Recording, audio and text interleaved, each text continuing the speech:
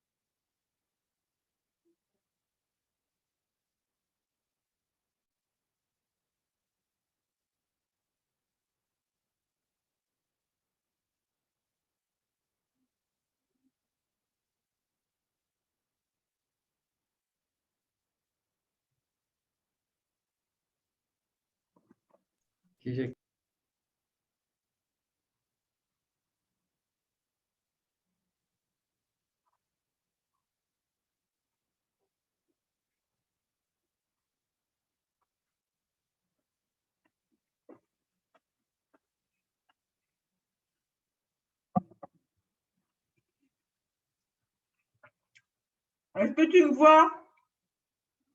Non, ça va. Ah, mais ce qui est con, c'est qu'il y a marqué Ferber. J'aurais dû mettre que Sorbier. Bah, tant pis maintenant. Ils verront. On est là. Pas grave, pas grave.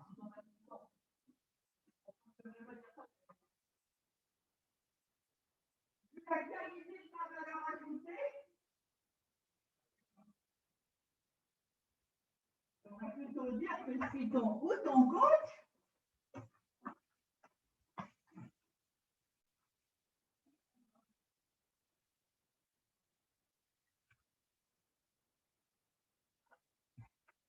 Mais j'espère que le fait que je sois là, ça ne va pas empêcher les autres d'arriver, hein.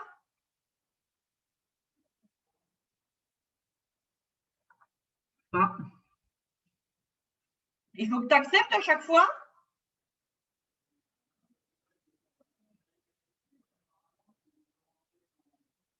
Non, mais tu me vois, tu me vois pas là, ma tête là. Bon, bah voilà. Alors,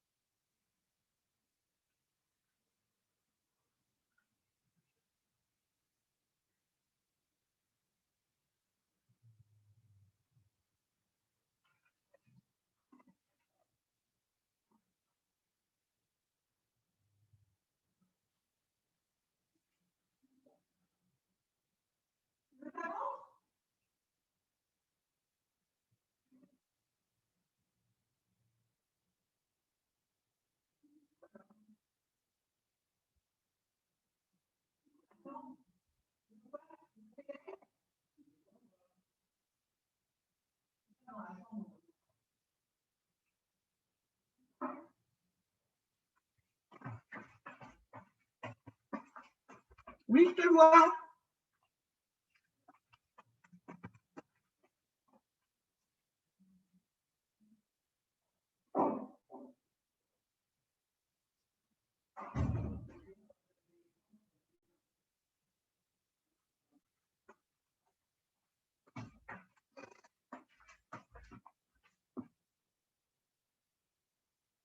Non, là, c'est pas partagé.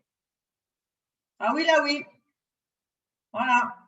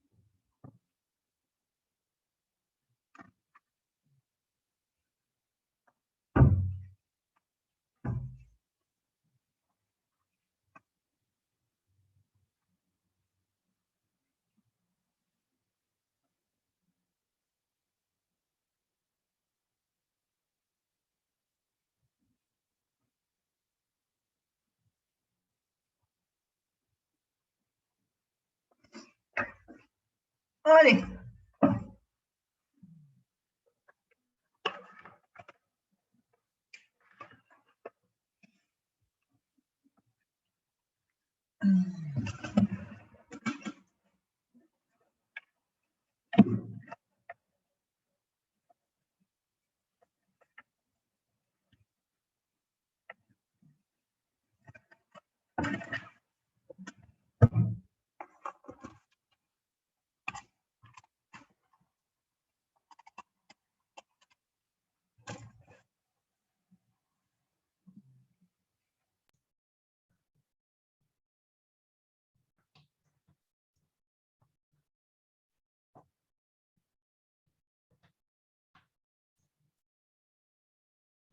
Bonjour, je vois que nous sommes 5, donc nous allons attendre un petit peu que les gens arrivent, puisqu'il y avait quand même environ 70 inscrits, donc on va un peu patienter pour laisser les gens arriver.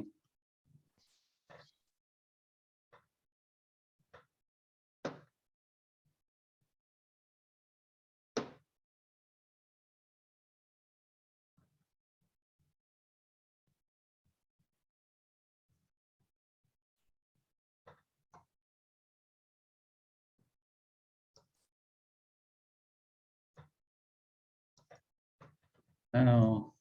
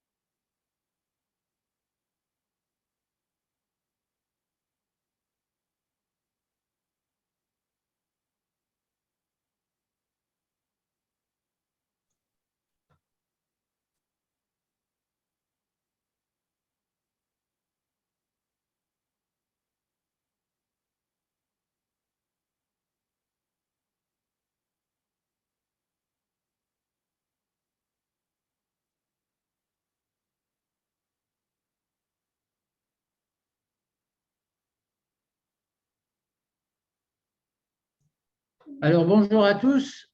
Est-ce que vous me voyez?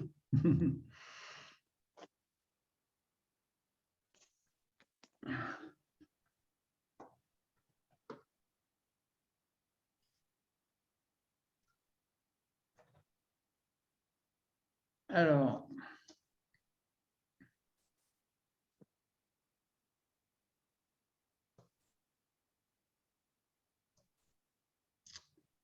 en-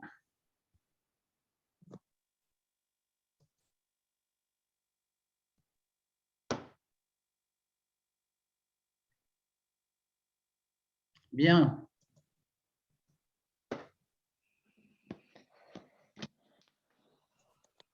Alors, super. Bon, OK.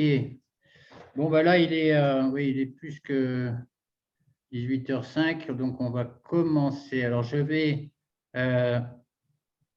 tout de suite envoyer le partage.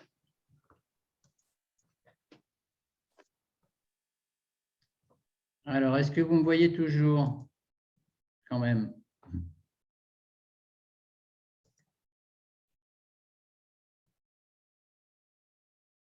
Discussion. OK. Alors, bonjour à tous et bienvenue dans cette présentation très courte, mais j'espère qu'elle sera intéressante, de mon offre en fait donc pour des micro-présentations, ce qu'on peut appeler des webinars sur les outils du développement personnel. Et quand je parle dans le titre de réussite, évidemment, ce n'est pas uniquement la réussite professionnelle dont il s'agit, c'est aussi la réussite personnelle, bien sûr, puisque au niveau du développement personnel, ça peut être l'un ou l'autre. Donc, d'abord, pour ceux qui ne me connaissent pas, je sais que là, il y a déjà des gens que je connais. Pour ceux qui ne me connaissent pas, quelques mots sur qui je suis. Donc, j'ai un passé de commercial pendant une trentaine d'années, dont 8 en tant que directeur commercial Europe dans un grand groupe. Ensuite, une fois que j'ai arrêté cette activité, je me suis lancé dans le développement personnel et j'ai fait environ 3 ans d'études dans le développement personnel parce qu'en fait, j'avais vu, quand j'étais directeur commercial en particulier, que je dirigeais une équipe importante, j'avais déjà commencé à travailler avec les outils de développement personnel et j'ai vraiment voulu ensuite m'investir dans ce domaine-là. Donc, ce que j'ai fait, bon, la liste est même pas complète, mais c'est vrai que j'ai fait beaucoup de formations, et en particulier donc en PNL, en analyse transactionnelle, en ennéagramme, et ensuite aussi récemment en pratique narrative. Et j'ai aussi fait une certification de formateur. Donc là, j'ai assisté aussi à des formations avec Robert Dills, que l'on voit ici avec moi sur la photo. Et c'est vrai que j'aime beaucoup Robert Dills, c'est ce qu'il a fait. On va en parler un peu plus tard. Donc, au niveau, ensuite, j'ai mis en pratique en fait ces formations, et j'ai mis en pratique ces formations d'abord dans des entreprises où j'ai fait donc des trainings, des formations sur différents sujets.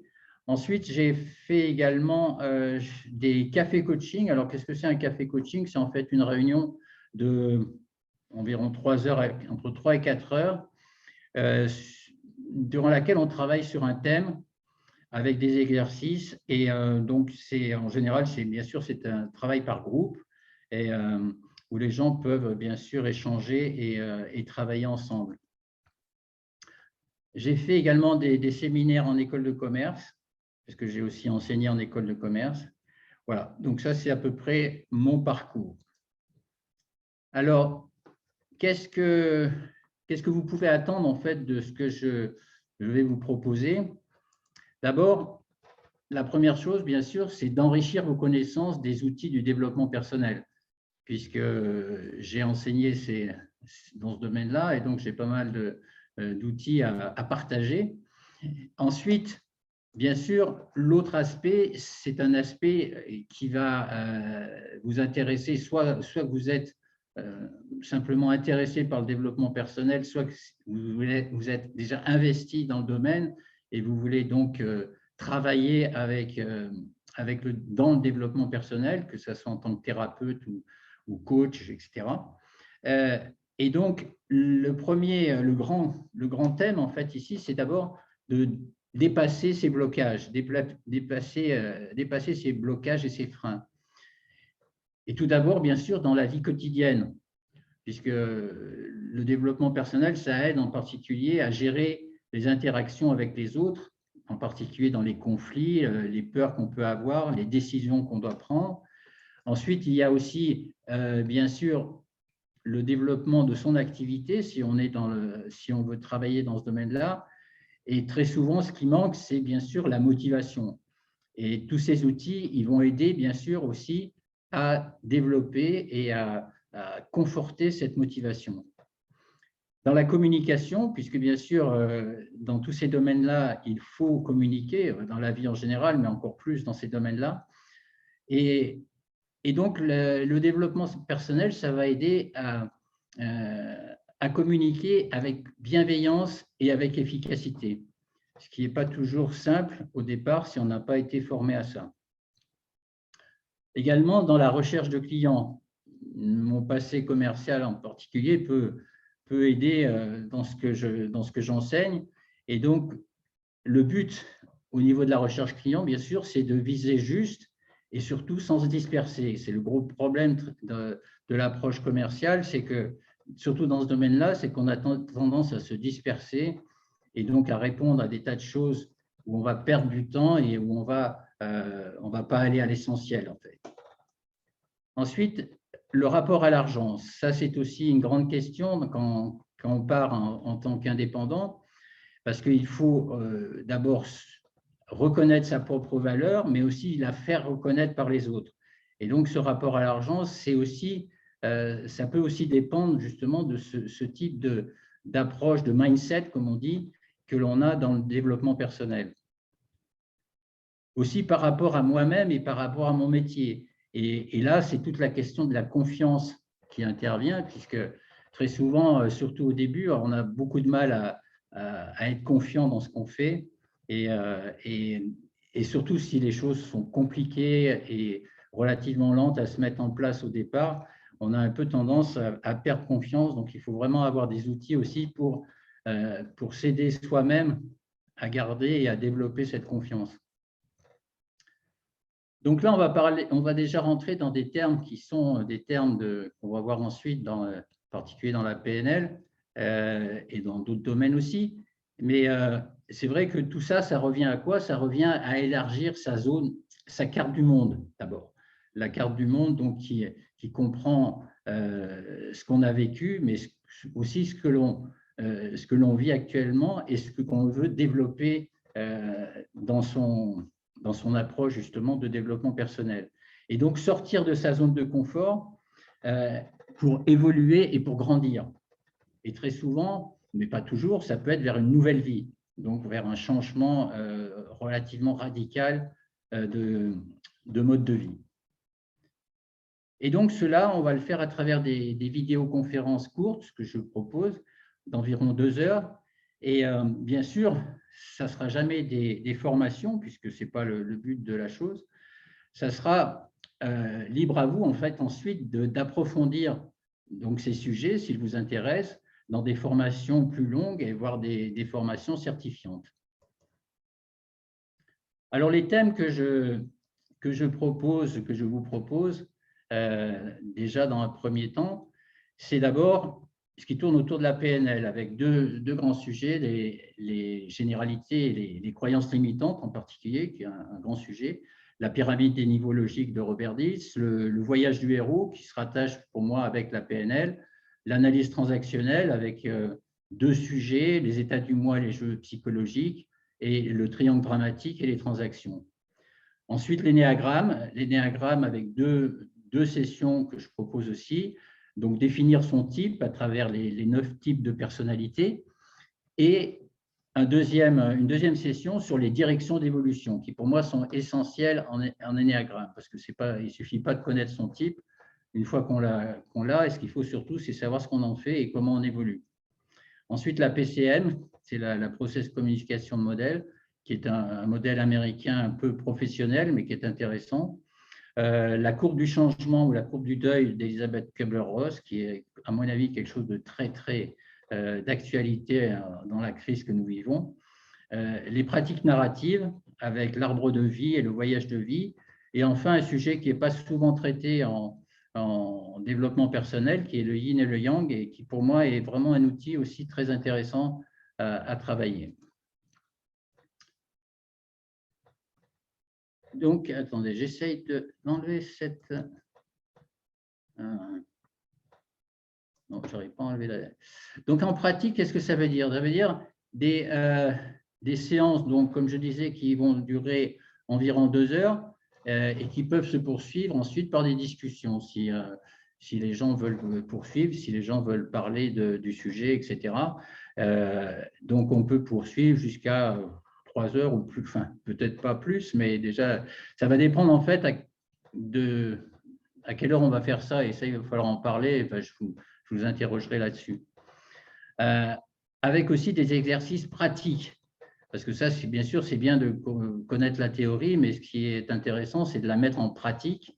Et donc, moi, c'est ce que j'ai fait quand je faisais des ateliers en entreprise ou dans les cafés coaching, c'est vraiment de faire des exercices pour mettre en pratique l'outil, que ça soit seul ou en groupe. Ensuite, ce que je vous propose aussi, c'est de vous envoyer une copie de la présentation que j'aurais faite en format PDF.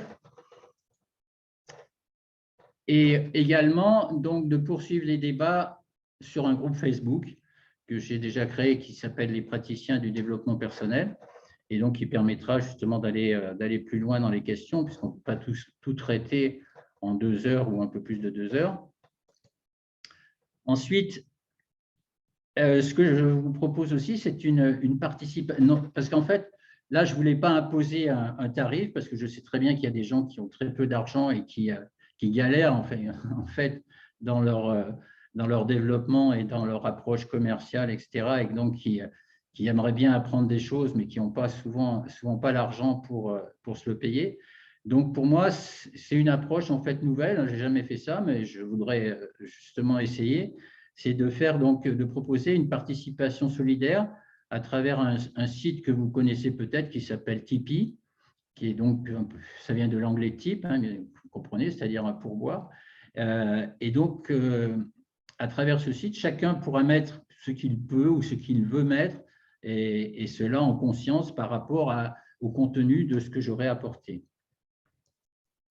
Alors, pour commencer, on va parler des deux premiers webinaires que je propose au mois de juin, qui tournent autour de la PNL. Et les 2 séminaires, c'est les croyances limitantes et la pyramide de Diels. Donc, la PNL, qu'est-ce que c'est? La programmation neurolinguistique. C'est une discipline qui a été développée en Californie dans les années 70 par il y en a un qui c'était un mathématicien, et donc il travaillait aussi dans l'informatique, mais aussi dans la psychanalyse, si on peut dire, et John Grider, qui était en particulier linguiste. Et c'est pour ça que, en fait, on retrouve ces termes, donc ces 3 termes, neuro, linguistique et programmation. Le premier, donc neuro, ça correspond en fait à représenter ce que nous recevons, comment nous recevons les informations, comment nous les stockons et comment nous les restituons à longueur de journée, en fait. Et le deuxième, c'est la linguistique, et la PNL s'appuie beaucoup sur justement le langage qu'il soit verbal ou non verbal. Et donc, tous les exercices de PNL reposent justement sur la reconnaissance de ces tournures, de ces mots employés qui représentent en fait une partie de notre inconscient aussi, pas seulement notre conscient, mais aussi un peu de notre inconscient. Ensuite, donc, la programmation, c'est plutôt nos comportements, c'est-à-dire ce qu'on retire de tout ça. Donc, c'est comment on vit, pourquoi on se comporte d'une certaine façon, comment on apprend également, quels sont nos modes d'apprentissage, et aussi, bien sûr, les croyances, qui est un élément absolument essentiel, non seulement d'ailleurs dans la PNL, mais aussi dans d'autres domaines que nous allons voir. La théorie donc, de la PNL, c'est que nous pouvons modifier nos comportements pour atteindre des objectifs, puisque la PNL est vraiment tournée objectif, et contrairement à la psychanalyse à laquelle elle s'opposait un peu dans ces années-là d'ailleurs, elle ne s'intéresse pas trop au comment, c'est-à-dire au pourquoi, pardon, pourquoi on est comme ça, quel est notre passé, quels sont nos problèmes passés. La PNL, elle s'intéresse vraiment au comment, c'est-à-dire comment changer, comment évoluer par rapport à ce que l'on est aujourd'hui. Donc, le passé, c'est un peu, pour la PNL, ce n'est pas trop intéressant. Et donc, la théorie, c'est que la PNL, c'est l'art de modéliser les comportements. Et donc, ce qu'ils ont fait au départ, donc, dans ces années-là, c'est qu'ils ont interrogé énormément de grandes figures, que ce soit dans le business, dans les sciences, dans la politique, et ceci afin que chacun puisse ensuite les appliquer par la modélisation. Donc, ils modélisent en fait des gens qui ont réussi et ensuite ils partagent ces modèles avec tout le monde. Et donc, une phrase de Richard Bandler qui est caractéristique, c'est que nous apprenons aux gens à utiliser leur cerveau. Donc, en fait, c'est vraiment dans les modes d'apprentissage qu'on va travailler. Donc, comment on apprend mieux, comment on apprend plus vite et comment on se libère aussi des croyances et des apprentissages que l'on avait auparavant et qui n'étaient peut-être pas optimum. Alors donc pour la PNL, en fait, le fonctionnement du cerveau, c'est un peu comme un ordinateur. Il ne faut pas oublier que tout ça, ça a été développé dans les années 70, donc en même temps, parallèlement avec le développement de l'informatique. Et donc, ils ont cherché à développer des parallèles, à faire des parallèles avec l'informatique. Donc, en fait, on reçoit des informations de l'extérieur, des informations, on en reçoit bien sûr des millions par jour, sous forme de paroles, d'images, de tout, mais il y en a évidemment une quantité très importante. Et donc, dans notre cerveau, elles vont d'abord être filtrées. Elles vont être filtrées par tout ce qu'on a vécu, en fait, tout notre passé, les souvenirs, les décisions qu'on a prises déjà, les attitudes, les valeurs, les croyances, tout ça, ça va être des filtres aux informations qui viennent de l'extérieur. Et donc, ces filtres, ils vont soit détruire les informations, puisqu'en fait, sur les millions d'informations qu'on reçoit à longueur de journée, on va en garder peut-être 1%, tous les 99 autres pourcents, ils vont être mis à la poubelle, en fait, puisqu'ils sont non intéressants. Ensuite, ces filtres, ils peuvent aussi déformer, et très souvent, c'est ça le problème d'ailleurs, c'est les deux suivants, c'est-à-dire déformer ou généraliser. Déformer, c'est-à-dire que ce qui ne nous plaît pas, on va justement dire, bon, bah, c'est pas vraiment, ça ne rentre pas dans ma carte du monde, donc je le change, je m'arrange avec pour que ça rentre dans mes valeurs, dans ma carte du monde. Ou alors on généralise. Et donc généraliser, c'est pareil, c'est qu'on va prendre une ou deux infos qui ne sont pas nécessairement des grandes vérités, mais comme ça correspond en fait à notre carte du monde, à ce qu'on cherche, on va généraliser et on va en faire justement une généralité. Et donc, tout ça, ça va induire ce qu'on appelle en PNL des représentations internes. Donc, dans notre cerveau, on va créer ces représentations internes qui vont elles-mêmes créer des états internes. Alors, les états, c'est je suis bien, je suis mal, je suis content, je ne suis pas content, par rapport à ce que j'ai reçu comme information, bien sûr. Et donc, tout ça, ça va créer donc ces états qui vont, ou non d'ailleurs, modifier ensuite notre physiologie. Et à partir de là, tous les comportements que l'on va avoir, qui vont donc être les décisions et les comportements, qui vont être déduits de ça, ils vont dépendre de ces filtres que l'on a utilisés en recevant et en traitant les informations. Donc, premier grand sujet en PNL, pour moi, c'est vraiment les croyances limitantes. Pourquoi? Parce qu'en fait, c'est vraiment ce qui empêche les gens d'évoluer. C'est ce qui est vraiment le plus bloquant. Et donc, changer et ce qu'on appelle aussi ramollir les croyances ou ramollir les croyances limitantes, c'est vraiment essentiel dès le départ quand on veut rentrer dans un processus d'évolution. Donc là, je donne quelques exemples. Il faut être un battant pour devenir manager. Si je m'inscris à un cours de danse, je vais faire rire tout le monde. Je suis incapable de prendre la parole car je suis trop timide. On doit travailler dur pour réussir. Je ne mérite pas ce poste car je n'ai pas les diplômes requis.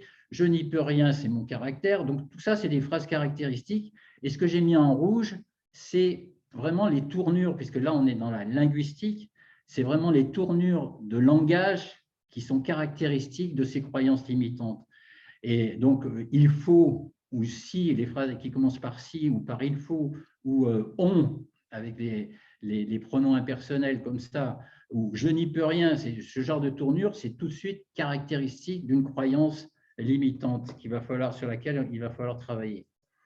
Et en PNL, ce que l'on dit, c'est que pour toute croyance limitante, on peut associer une croyance que l'on appelle antidote, c'est-à-dire une croyance qui va permettre de ramollir d'abord et peut-être ensuite de faire disparaître la croyance limitante pour pouvoir justement la dépasser et évoluer. Et donc, par exemple, ici, je vais réussir puisque j'ai déjà fait ça dans le passé ou parce que j'ai toujours fait ça ou parce que j'ai déjà été comme ça. Donc, il faut faire en fait travailler les gens pour aller chercher dans leur passé justement les épisodes qui sont des croyances antidotes par rapport à leurs croyances limitantes. Ou alors, je mérite ce poste car j'ai l'expérience nécessaire. Donc là c'est pareil, il va falloir… Très souvent, les gens oublient les expériences qu'ils ont eues. Et donc, il va falloir les faire travailler pour aller chercher ces expériences. Et ils vont vous dire, ah bah oui, c'est vrai, j'ai déjà fait ça, c'est vrai que j'ai de l'expérience dans ce domaine. Alors, très souvent, ce genre de choses, c'est un peu occulté en fait dans le passé. Le deuxième webinaire que je propose, c'est donc la pyramide des niveaux logiques de Robert Dills, qui est un outil hyper puissant, à mon avis, justement, dans l'évolution, quand on veut évoluer. Et en fait, c'est différents niveaux, donc ça n'a rien à voir avec la pyramide de Maslow, même s'il y a un peu on peut trouver des correspondances, mais disons que c'est quand même quelque chose de beaucoup plus évolué, parce qu'en fait, ces différentes strates, en fait, dans la pyramide des niveaux logiques de Robert Dills, c'est les strates d'évolution. C'est-à-dire que votre carte du monde, enfin la carte du monde de chacun, elle peut être limitée, par exemple, simplement à son environnement, ou elle peut être limitée à son environnement et ses comportements, ou à son environnement, ses comportements et ses capacités. Mais pour grandir, il va falloir qu'il construise le reste, c'est-à-dire qu'il monte dans les niveaux et qu'il construise à partir de ses valeurs et ses croyances, également qu'il cherche son identité pour aller, et c'est pour ça après qu'il y a le croisement avec la passion, pour aller vers ce qu'on appelle le but ultime, c'est-à-dire mon rêve, qu'est-ce que je rêve de faire dans la vie. Et donc, on va avoir deux côtés en fait dans cette évolution. Un côté à gauche qui va être le côté de l'ego. Donc, toutes les strates en fait de la pyramide dans ce cas-là vont se rapporter à ce qu'on peut appeler un être séparé du monde. Alors, c'est-à-dire quelqu'un qui vit pour lui-même, qui cherche en tout cas à vivre un peu en autarcie par rapport à son environnement, à son comportement. Et alors que l'autre côté, le côté droit, ça va être des strates qui vont être orientées vers ce que Robert Dills appelle l'âme, et ce qu'on peut aussi appeler l'être, c'est-à-dire un être ou une personne qui est intégrée dans l'univers, qui est intégrée dans son environnement et qui tient compte de son environnement pour évoluer et pour faire évoluer son environnement avec lui. Et donc, le but de tout ça étant d'être aligné, c'est-à-dire qu'on ne peut pas éliminer complètement l'ego et n'aller que vers l'âme et l'être.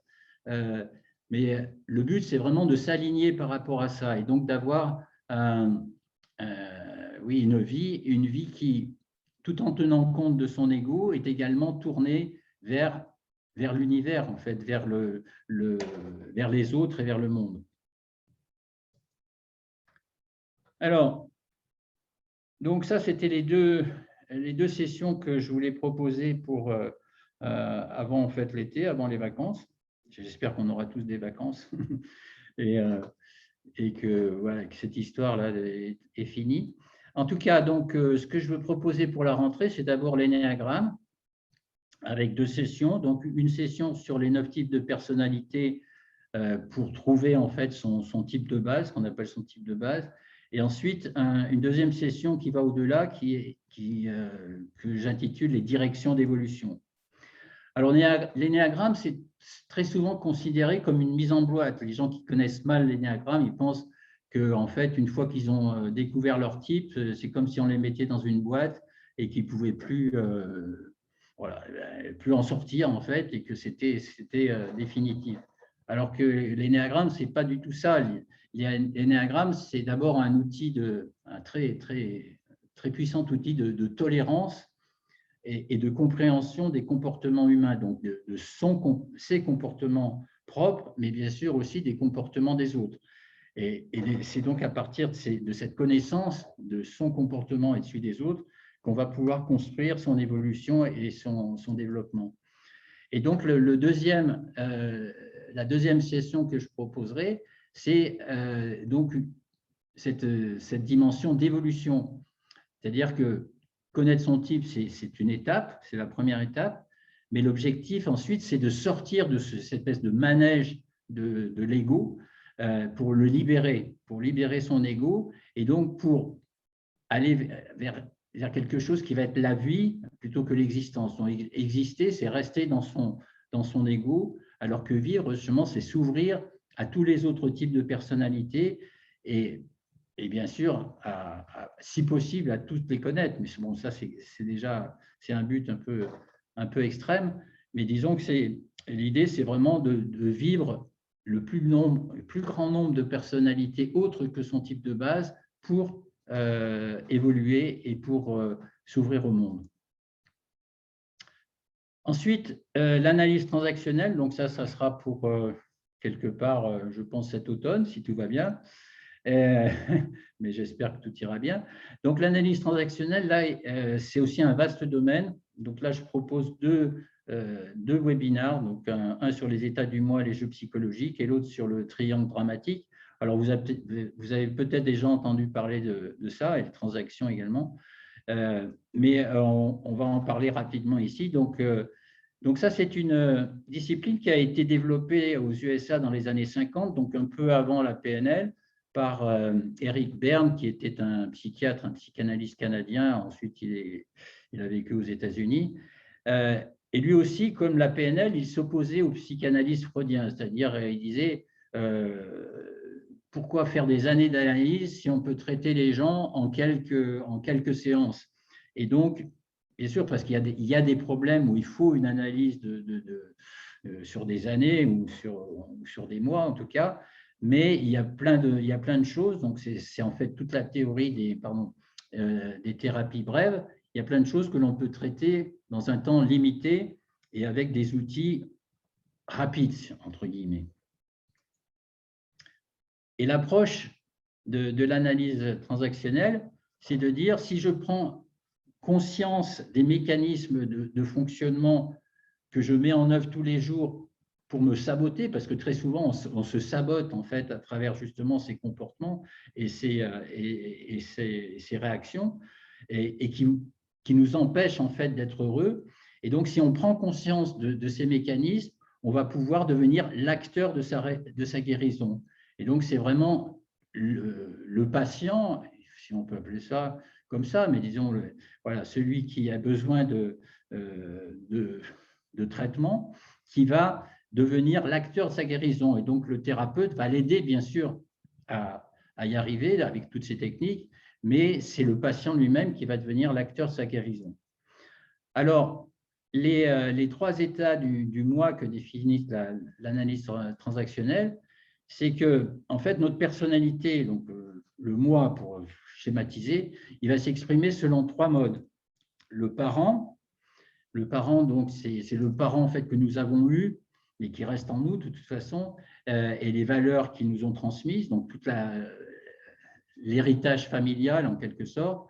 Ensuite, l'enfant que nous avons été et les réactions que nous avons eues qui nous ont construits, puisqu'en fait, tout le monde sait qu'on se construit bien sûr par rapport à sa famille, mais aussi par rapport à sa propre personnalité. Et donc, l'enfant, on le garde quand même, même si on n'est plus un enfant au sens de l'âge, on garde un enfant en fait en soi. Et le troisième, donc, c'est l'adulte que l'on est devenu et qui en fait cherche à réguler les 2 autres, donc à faire à trouver un espèce d'équilibre entre les 3 éléments, entre le parent, l'enfant et l'adulte qu'il est devenu. Et donc, dans nos relations quotidiennes avec les autres, nous mettons en œuvre l'un ou l'autre de ces états et notre interlocuteur, donc en face de nous, il va faire de même. Et ces relations quotidiennes, ça s'appelle, en AT, ça s'appelle les jeux psychologiques. Et ces jeux psychologiques, ils peuvent être soit constructifs, soit destructeurs. Et très souvent, si on ne travaille pas dessus, ils vont être destructeurs. Donc, c'est en les connaissant, c'est en les reconnaissant qu'on va pouvoir construire un avenir à partir de cette connaissance. Ensuite, donc, le fameux triangle dramatique que je pense beaucoup de gens connaissent ou en tout cas en ont entendu parler. Le triangle dramatique, donc ça c'est fait de 3 personnages. La victime, donc la victime qui cherche l'attention et la compassion des autres, donc en particulier du sauveur, mais qui va se complaire aussi dans son sort. Et donc la victime, elle joue un peu le rôle de l'enfant dans les 3 états du moi. Et aussi pour justifier sa position de victime, elle va chercher un persécuteur, parce que justement, ça lui permet de se conforter dans cette position de victime. Ensuite, le sauveur, c'est quelqu'un qui va tout le temps chercher justement à apporter de l'aide aux autres, à aider, à être l'aidant. Je ne vais pas dire l'aidant de la mère, parce que c'est souvent lié à la mère, mais bon, ça c'est un autre débat. Car en fait, donc le sauveur, très souvent, il cherche à fuir ses propres problèmes en aidant les autres. Et le troisième, c'est le persécuteur. Et le persécuteur, qu'on appelle aussi le bourreau, lui, il cherche en fait à s'affirmer sur le dos des autres. Et souvent, d'ailleurs, il veut se faire passer pour un sauveur qui est là pour aider justement la victime.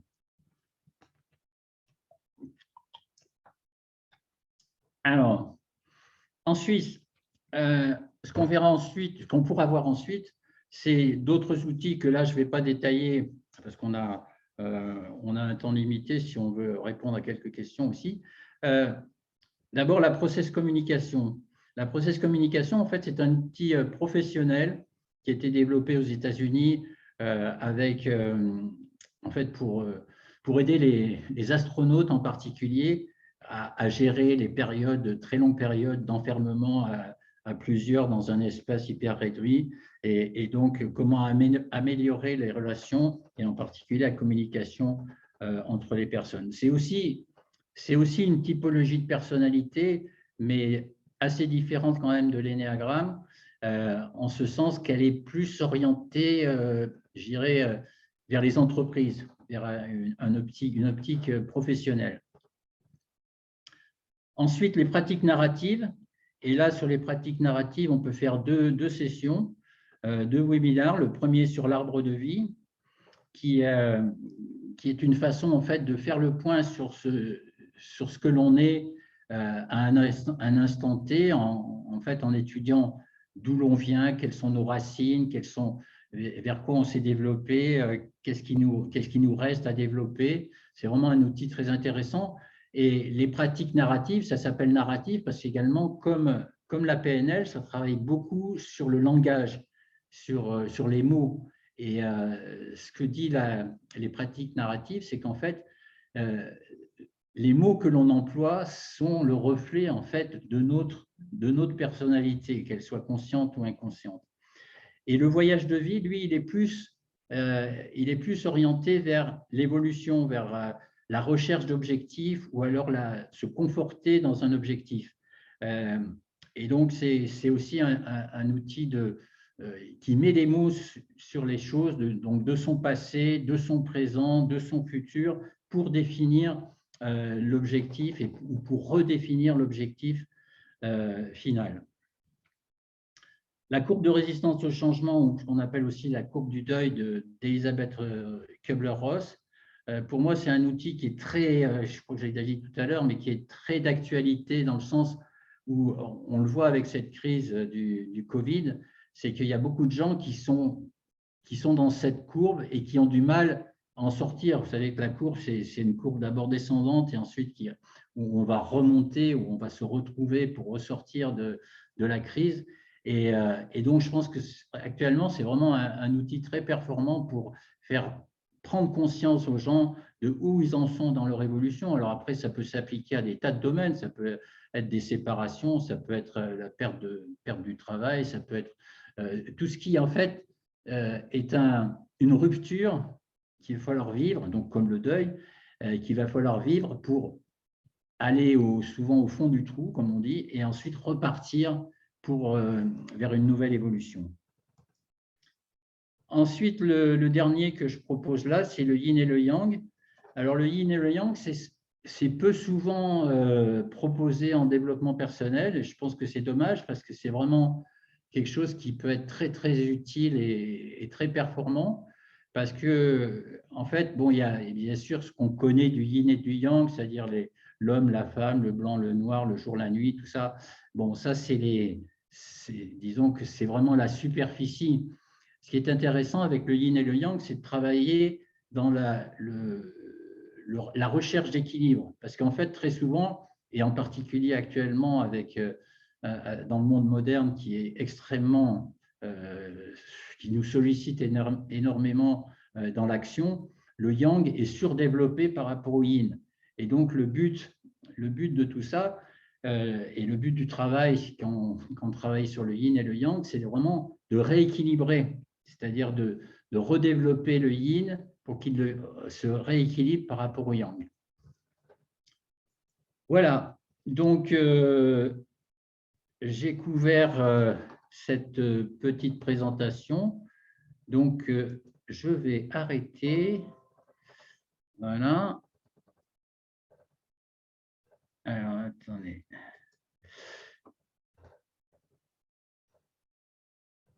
Donc, d'abord, je jette un coup d'œil aux discussions.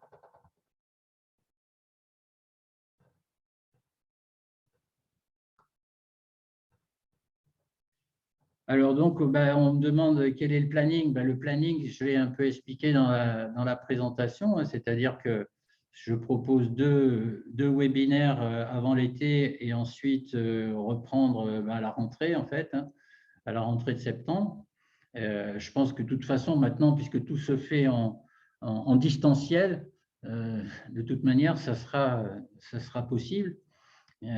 Avant, le problème moi, que j'ai eu, c'est que j'ai dû arrêter en fait mes activités parce qu'en présentiel, on ne pouvait plus rien faire. Mais donc, bien sûr, en distanciel, je pense qu'il n'y aura pas de problème pour continuer.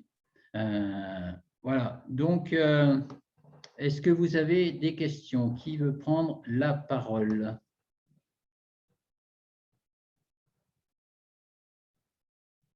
Est-ce que vous arrivez à décrocher votre micro? Parce que je ne sais pas si je dois le…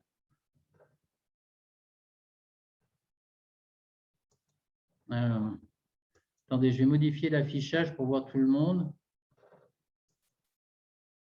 Voilà. Je crois que je vois à peu près tout le monde. Alors, qui a des questions par rapport à ça?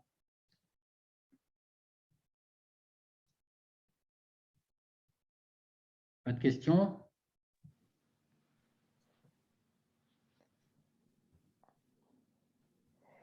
Moi, je vais déjà te remercier. C'est déjà super chouette de nous présenter tout ça. Et puis, tu vois, Merci comme ça, Frédéric. on te voit, on t'entend, on est là. Donc, pas de questions, mais un grand merci. Toi, tu connaissais déjà pas mal de choses là-dedans, mais ouais. Et donc, s'il y en a d'autres qui veulent prendre la parole, allez-y. alors qui veut prendre la parole?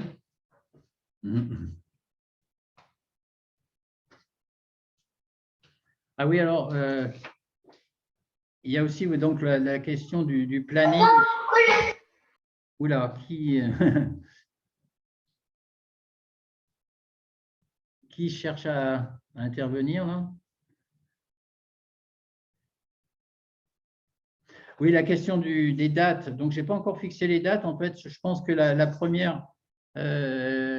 premier webinaire, je pense le faire fin mai, donc entre le 20 et le 30. Je vais proposer les dates. La question, oui, pardon que je vous ai, bien sûr, la question que je voulais vous poser, c'est la question des horaires. Qu'est-ce qui vous arrange le mieux au niveau des horaires? Moi, en général, les webinaires que j'ai déjà faits, je les fais en général plutôt en fin d'après-midi, c'est-à-dire genre 17-19 ou 18-20. Donc, qu'est-ce que vous en pensez? Alors, je regarde dans les messages. Fin d'après-midi.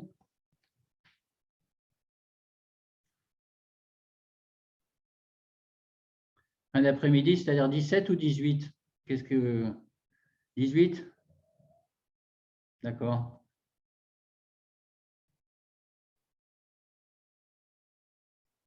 OK.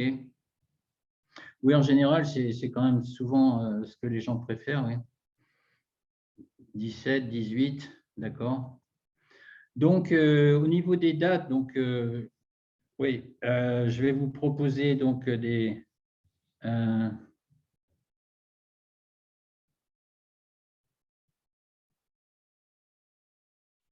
Ah oui, alors là, donc bon, les dates, pour finir avec les dates, je vais vous proposer, alors là, je vais vous proposer sur les différents groupes Facebook donc des dates entre le 20 et le 30 mai, et puis pour le suivant entre le 20 et le 30 juin, ou peut-être tout début juillet.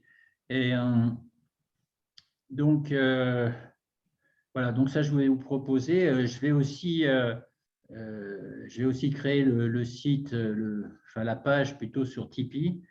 Ensuite, l'idée, on me demande l'idée pour chaque webinaire, c'est d'introduire les techniques. Et si on peut approfondir, il faudrait qu'on se forme à côté. Oui, bien sûr, ces webinaires, ce n'est pas des formations complètes, c'est vraiment pour vous donner envie d'approfondir. Alors après, c'est vrai que moi, j'ai été formateur et donc je peux faire des formations plus complètes, mais ce n'est pas nécessairement la vocation non plus, parce que moi, je ne suis pas un institut de formation. Donc, après, soit je vous propose des formations que je connais, soit on peut envisager de faire des formations plus longues, mais déjà en 2 heures, on peut déjà couvrir pas mal de choses.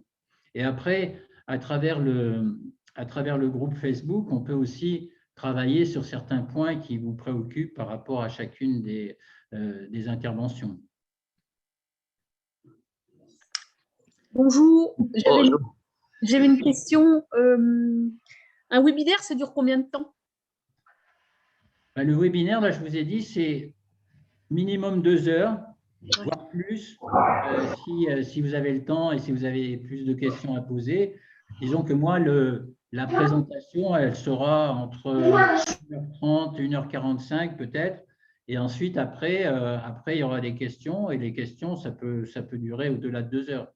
Il y a pas mais pas plus de 3 heures non plus. Hein. Je pense que le maximum, ça sera 3 heures. Donc, je rectifie, je préfère à 17 heures. D'accord. Je rectifie ma réponse. OK. Ensuite, d'autres… Donc, oui, je vois que… Oui, j'ai une question. Bonjour. Oui, bonjour. Bonjour, je suis de la Tunisie. J'ai bien apprécié donc votre présentation concernant les niveaux logiques de Robert Dills et le fait de travailler sur l'alignement, de travailler sur la permission, sur la stratégie. Vraiment, d'après mes lectures, c'est la première fois que je vois cette combinaison. C'était très intéressant, donc je vous remercie pour ce partage. Et j'ai une question, est-ce que vous voyez qu'il y a une connexion entre le yin et le yang, il y a avec les niveaux logiques de Robert Dills? Ben, oui, dans le sens, enfin, la connexion pour moi, elle est assez claire, c'est l'alignement. C'est-à-dire qu'en fait, le problème, c'est que ça soit au niveau des niveaux logiques de Robert Dills ou au niveau du yin et du yang, on est très souvent dans un déséquilibre. C'est-à-dire que, par exemple, au niveau dans la pyramide de Dills, très souvent, l'ego est trop fort et donc la pyramide, elle penche trop en quelque sorte à gauche, donc du côté de l'ego, et pas assez de l'autre côté, c'est-à-dire au niveau de l'univers et de l'ouverture sur le monde. Et donc, le but, c'est d'équilibrer et de se retrouver équilibré entre justement son ego, puisqu'on ne peut pas l'éliminer, et justement l'ouverture au monde et à l'univers. Et donc, pour le yin et le yang, c'est pareil. C'est qu'en fait, on est dans une situation où le yang est surdimensionné. Et donc, le but, c'est justement de retrouver l'équilibre et donc de refaire grandir le yin pour l'équilibrer par rapport au yang. Merci beaucoup, c'est très enrichissant.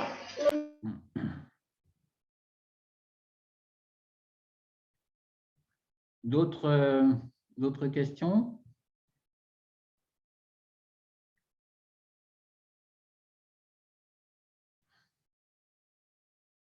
Donc, évidemment, ça a été très court. Hein, c'était vraiment pour vous donner un goût, un goût de tout ça.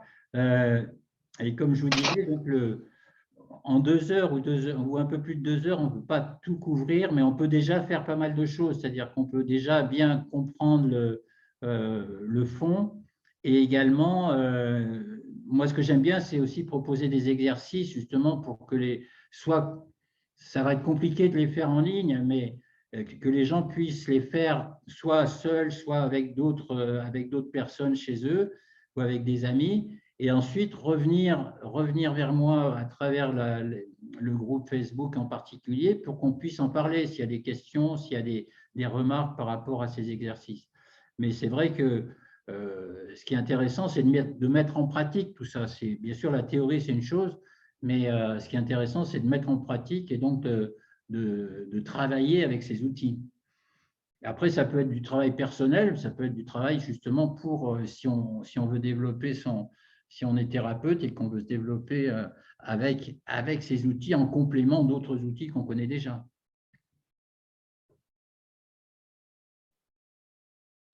Et si vous permettez, je compte sur votre générosité. Et en termes de coaching, en fait, quelle est maintenant la famille d'outils les plus efficaces et qui permet au coaché d'atteindre son objectif dans un bref délai? Je pense que là, il n'y a pas d'outil idéal. Hein, de toute façon, ça dépend énormément de l'objectif de la personne. Parce que si moi, je pense actuellement, par exemple, je vois mon épouse, elle est coach et elle travaille actuellement avec des gens qui préparent des jeunes qui préparent des examens. Donc, leur objectif, il n'est pas du tout le même que quelqu'un qui va venir parce qu'il vient d'être viré de son boulot et qu'il ne sait plus où il en est et qui cherche à se remotiver pour travailler. Donc, les outils vont être… Après, bien sûr, il y a comment dirais-je, ce que le coach connaît déjà et donc sait faire. Mais après, il va choisir l'un ou l'autre outil suivant l'objectif de la personne. Et il y en a qui sont plus ou moins adaptés en fait à ce qu'on recherche. Il n'y a pas de raison absolue en fait à ça. Merci. Oui, en fait, c'est une conviction. Ça dépend en fait des apprentissages et des écoles de coaching. Il y a ceux qui investissent trop dans le domaine de la PNL, d'autres plutôt dans l'analyse transactionnelle, d'autres aussi qui alimentent aussi leurs prestations par des tests de ProcessCom, etc. L'anagramme que vous avez évoqué, c'est pour en fait découvrir plus les traits de coacher et son profil. C'est la raison pour laquelle je vous ai posé la question. Donc, d'après votre expérience, quelle est l'orientation. C'est un test de curiosité et de partage avec vous. Et merci pour votre disponibilité et votre partage aussi. Non, mais ce que je comprends dans ce que vous dites, c'est que c'est vrai qu'il y a beaucoup de gens qui sont des ayatollahs en quelque sorte de leur technique. C'est-à-dire que moi, je connais des gens qui sont à fond dans l'énéagramme, qui ne jurent que par ça, d'autres qui sont à fond dans la PNL et qui ne jurent que par ça, d'autres qui sont à fond dans l'analyse transactionnelle et qui ne jurent que par ça. Moi, ce que j'essaye là, moi, je suis formateur, je suis pas coach et je suis pas thérapeute non plus. Donc moi, je suis formateur et je suis ouvert à toutes les techniques. Et donc, mon but, c'est de partager ce que je connais avec les gens qui peuvent être intéressés et d'essayer d'être ouvert le plus possible à toutes les techniques. Pour moi, il n'y a pas une technique meilleure qu'une autre. Il y a des techniques avec certains avantages et puis d'autres avec d'autres avantages, c'est tout.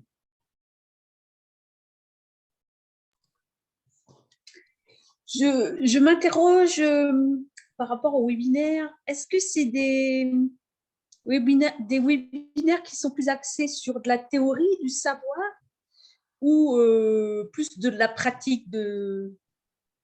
Le problème, c'est qu'en 2 heures, on ne peut pas… Parce que souvent, par exemple, quand on parle de la PNL, c'est des jours et des jours de formation si vous allez dans une formation PNL. Donc, chacun des modules de PNL, moi, je suis praticien PNL, mais ça veut dire que j'ai passé quelque chose comme au moins 20 jours ou plus dans des formations de PNL pour arriver à être praticien.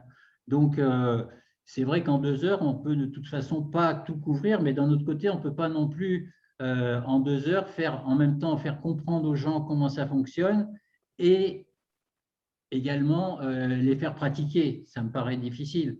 Donc, il y aura certainement quand même pas mal de théories et c'est pour ça que mon idée, c'est quand même d'ouvrir ça avec, par exemple, des échanges Facebook, mais aussi après avec éventuellement des formations plus complètes. Mais moi, je ne suis pas habilité à faire en tout cas en ligne, comme ça, je ne suis pas habilité à faire des formations complètes. Je n'ai pas d'école, donc je peux pas revendiquer ce genre de choses. Voilà. Donc, c'est plus, pour moi, c'est plus une approche de ces techniques.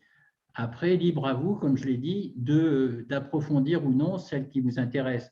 Et là, je peux vous aider justement dans le choix des écoles, le choix des formations. J'en connais pas mal. Donc là, je peux vous aider. Mais et moi, je travaille aussi pour une école, mais je ne vais pas faire la pub uniquement pour cette école-là.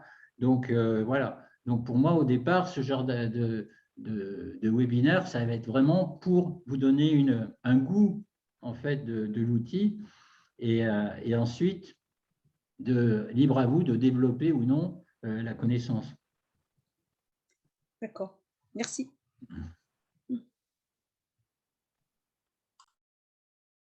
Autre question, remarque?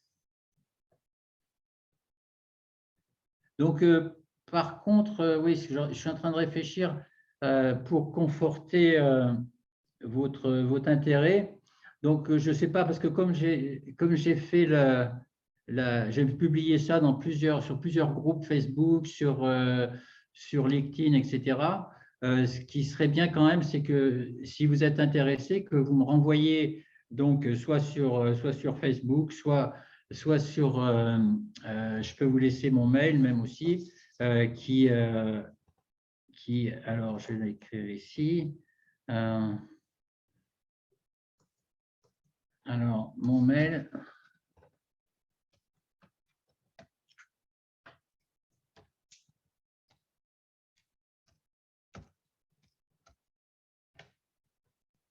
voilà.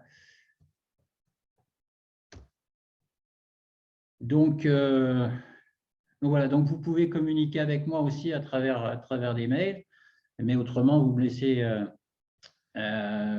aussi un message sur Facebook, puisque j'ai une page pro donc sur Facebook où vous pouvez me laisser un message, ou alors sur un des groupes, puisqu'il y a plusieurs groupes qui ont été contactés donc à travers cette présentation. Voilà. D'autres Donc, je vois qu'il y a pas mal de préférences à 17 heures qui apparaissent. Donc, de toute manière, ouais, c'est difficile de contenter tout le monde de toute façon. Donc, mais moi, 17 heures, ça me va, hein, ce n'est pas le problème. Mais c'est vrai qu'aussi, si on veut dépasser les 2 heures et donc aller vers quelque chose qui sera plus de l'ordre de 3 heures, à ce moment-là, 17 heures, c'est peut-être plus raisonnable. Ça fait finir à 20 heures. Donc, pour dîner, c'est quand même peut-être plus raisonnable. Oui. OK. Bonsoir. Moi, j'ai une question par rapport à la participation financière, Tipeee. Oui. Et vous avez dit que c'était libre. Est-ce que vous avez une évaluation pour ceux qui n'ont pas forcément l'habitude du prix libre? Est-ce que vous avez une Ben, en attente, fait, une fourchette ouais. minimum, quelque chose ou pas du tout? C'est vraiment très libre. Ben, en fait, c'est une expérimentation en fait que je fais là parce que j'ai jamais fait ça. Et c'est vrai que comme en fait, en plus, moi, j'ai jamais fait de webinaire comme ça en ligne et tout, donc j'expérimente un peu tout là. Et donc, pour moi, ce que je voudrais, c'est que les gens ne se sentent pas contraints par l'argent. Donc, si c'est vrai que moi, ça me demande quand même de l'investissement dans Zoom, dans différentes choses, donc en temps aussi, et bien sûr, en temps de préparation et tout ça. Et donc, après, c'est vraiment libre à vous, suivant votre satisfaction aussi, parce qu'il y a le fait, ça dépend de vos moyens, bien sûr, mais ça dépend aussi de votre satisfaction. Si vous trouvez ça inintéressant, ce n'est pas la peine de vouloir mettre absolument quelque chose, même si ce n'est pas intéressant. Donc, c'est vraiment une mesure aussi de votre satisfaction par rapport à ce que je vous aurais apporté, quoi. Ouais. Donc, voilà, c'est une expérimentation. On va voir si ça marche, tant mieux. Mais donc, je vais créer cette page sur Tipeee. Et puis, voilà, après, vous mettez ce que vous voulez.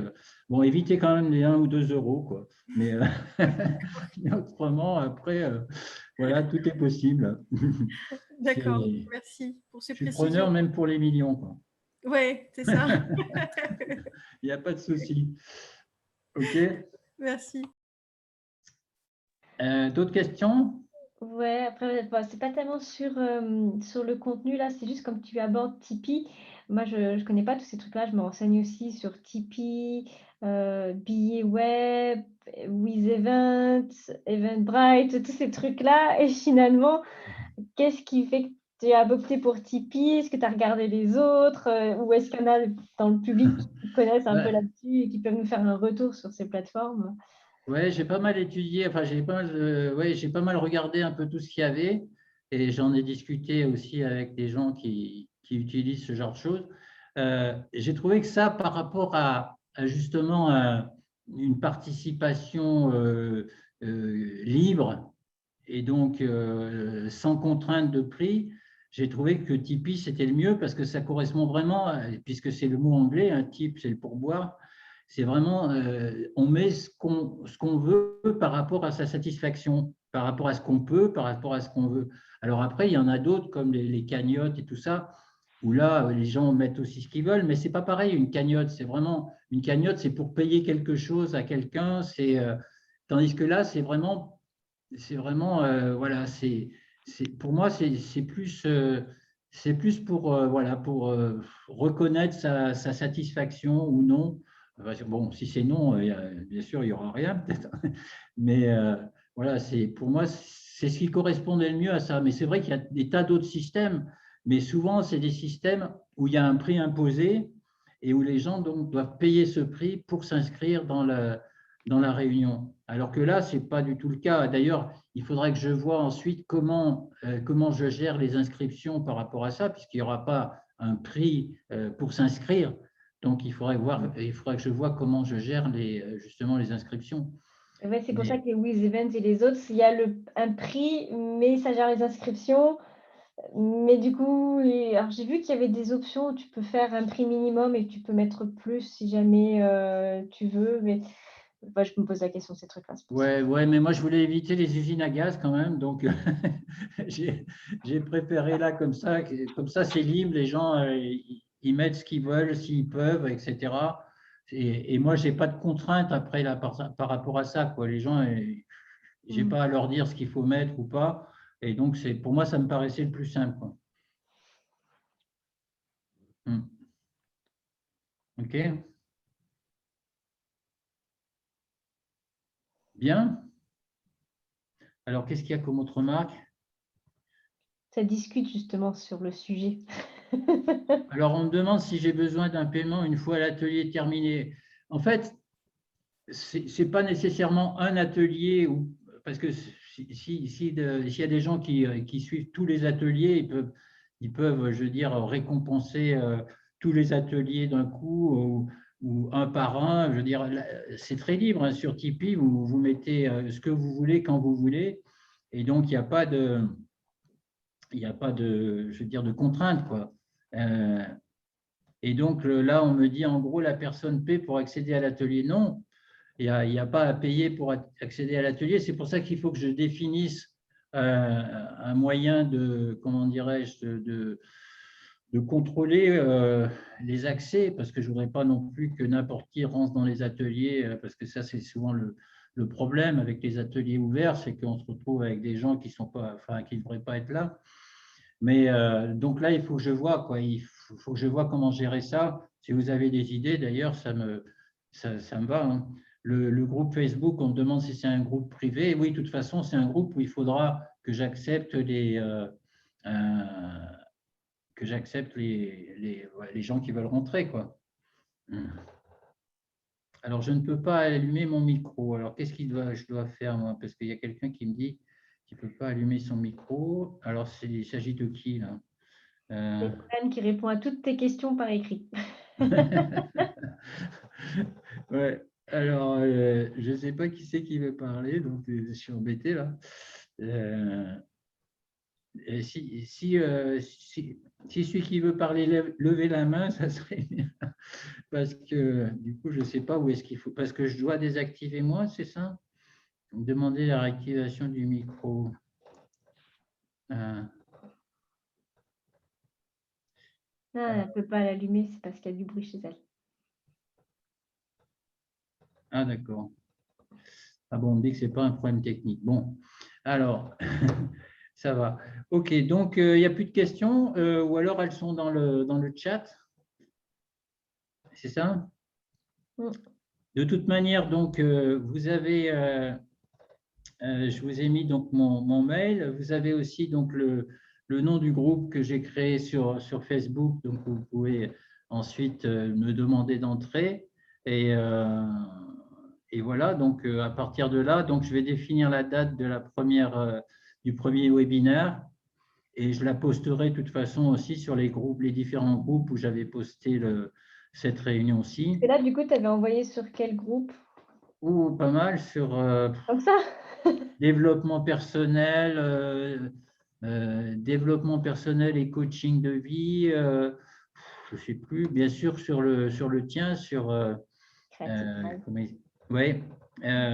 Autrement, oui, il y en avait. Et puis je te dis sur LinkedIn, sur Facebook aussi, à partir de ma page Facebook. Enfin, oui, il y avait pas mal de groupes. Donc, de toute façon, je vais continuer à informer les gens à travers ces groupes-là. Oui, donc, oui, ma chère épouse me demande qui serait déjà intéressé par la PNL, donc la première réunion fin mai. Est-ce que vous pouvez me mettre ça dans le chat que je vois à peu près combien de personnes seraient déjà, dans ceux qui sont là, bien sûr, seraient déjà intéressés. De